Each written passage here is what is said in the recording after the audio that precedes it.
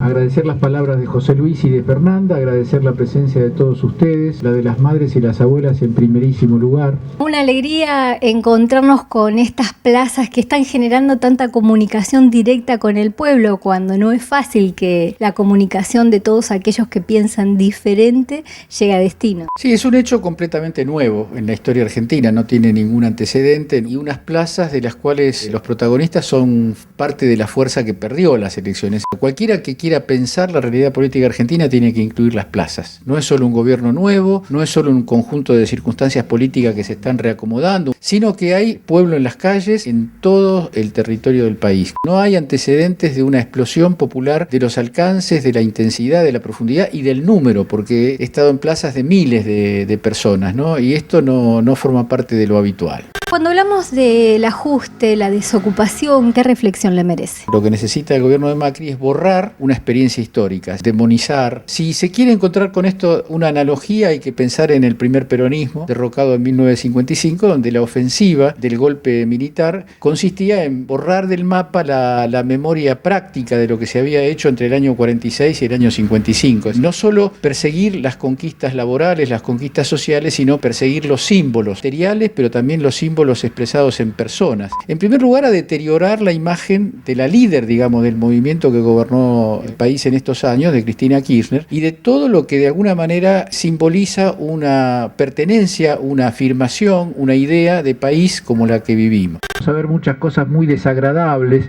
muy ruines y muy mezquinas sobre ministros, sobre la propia líder de este movimiento. En estos pocos días se han choreado miles de millones de dólares del país. No se han quedado con algún vuelto, que siempre está mal, no está bien quedarse con ningún vuelto, pero los vueltos que ellos se han quedado con los programas de endeudamiento, con la quita de retenciones, con la mega devaluación, el abandono de los subsidios a los consumos de los servicios más necesarios para el pueblo, todo eso es un saqueo, es un traspaso de riqueza social de un lado al otro de la pirámide que componemos los argentinos. Aquella faz represiva que han tenido estos 2 meses de gobierno de Macri se explican además por la necesidad de controlar y contener la protesta social, es decir, la idea de hace falta abrirle paso a un plan que en su esencia, en su vértebra principal, apunta a bajar el salario y a aumentar las ganancias del sector más concentrado de la economía. Si uno hace una lista de las medidas económicas que se tomaron desde la mega devaluación, pasando por la transferencia de recursos al complejo agroexportador con la quita de retenciones, si se toma la quita de subsidios estatales a los servicios, la luz, el gas. La quita de los programas sociales. Exacto. Todo el complejo de medidas tomadas, muchas de ellas de formas irregulares, es decir, con un Congreso cerrado, apuntan a aumentar el peso del sector económico concentrado, disminuir el salario. Se considera que Argentina es poco competitiva en el mundo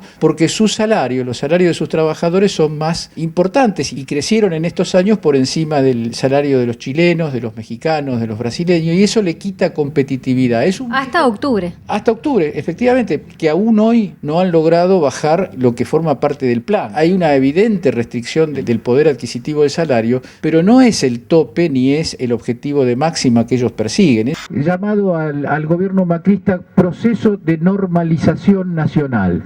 Lo normal en este país ha sido el desempleo reducido a lo mínimo que alcanzamos con el gobierno de Cristina Kirchner, o los altos niveles de desempleo a los que llegó este país en los años 90 y con los que nos está amenazando el macrismo. Lo normal en este país es el saqueo del salario. Lo normal de este país es la máxima tasa de ganancia para los grupos concentrados de la economía. Lo normal de este país es seguir los designios de la principal potencia mundial, humillar la memoria de los que lucharon y perseguir a los que luchan. Por eso está presa Milagro Sala.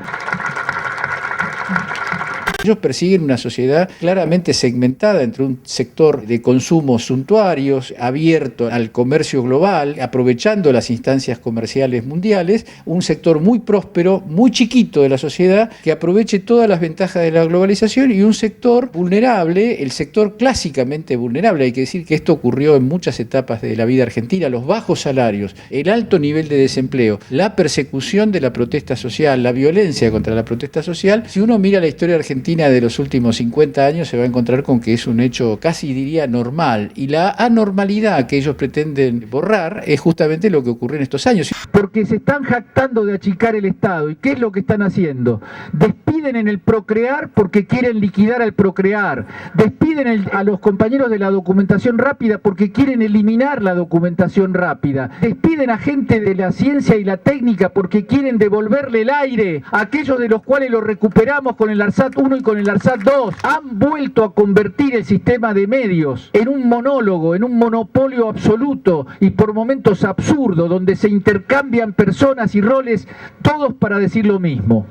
Todos para hablar mal del anterior gobierno y para hacerse los otarios sobre lo que está pasando, para no decir una palabra sobre los atropellos, para no decir una palabra sobre la brutal transferencia de ingresos que están perpetrando en pocos días en la Argentina. Uno mira, ¿qué ocurrió desde que Néstor Kirchner asumió? La economía fue pensada no desde la posibilidad de que derramara la riqueza concentrada en los sectores privilegiados, sino una economía basada en el consumo popular, aumento de salario, aumento de jubilaciones, universalización de la jubilación, altísimo nivel de empleo en términos comparativos. Argentina, poco antes de que terminara el periodo de Cristina Kirchner, alcanzó un récord que hacía décadas que no llegaba el desempleo abajo del 6%. Una concepción filosófica, un modo de entender un país, que es que un país crece a partir del consumo popular, de la apertura, de la expansión de los derechos populares, porque al consumir más, los sectores que gastan buena parte de sus ingresos en el consumo de materias inexcusables para su vida, es decir, en alimentos, en vestimenta, en las cosas que las personas con menos recursos gastan casi todo su dinero, eso impulsa la expansión económica, impulsa las fábricas que producen, los negocios que venden, la industria, el comercio, todo eso se vio expandido y crecido. Y el trabajo.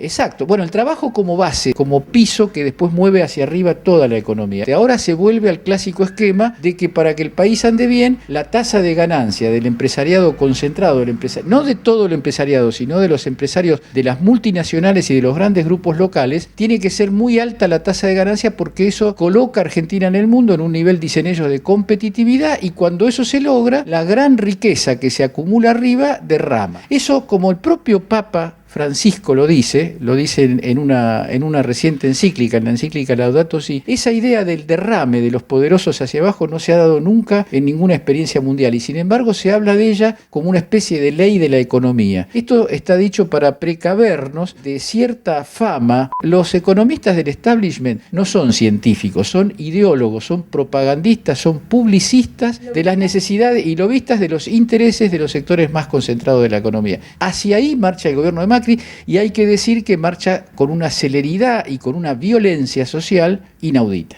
¿Cuánto se puede permitir a donde vemos que se repiten estos ciclos, no solo en la Argentina, sino en toda Latinoamérica, del avance de la derecha y de los intereses concentrados de los grupos corporativos? Ahí funcionan los tiempos institucionales. Dentro de 2 años tendremos la renovación del Congreso y dentro de 4 años las elecciones presidenciales. Lo que ha ocurrido en el país no es una simple alternancia entre un partido y otro partido. Es un cambio brusco y vertiginoso del rumbo político, que tiene una dirección antipopular y antisalarial, antisocial. No se le puede pedir así nomás al pueblo, a los sectores más vulnerables, a los asalariados, a los pequeños y medianos empresarios que ya empiezan a ver con mucha incertidumbre el futuro, una especie de expectativa esperanzada en que en algún momento las cosas se reviertan. La forma de defender la democracia, la forma de defender los tiempos institucionales es defender las conquistas. Por eso ahora, a partir de marzo, con la apertura de las negociaciones paritarias, hay una gran responsabilidad en el sindicalismo argentino. Todos entendemos la idea de que no se puede, como lo dijo Cristina Kirchner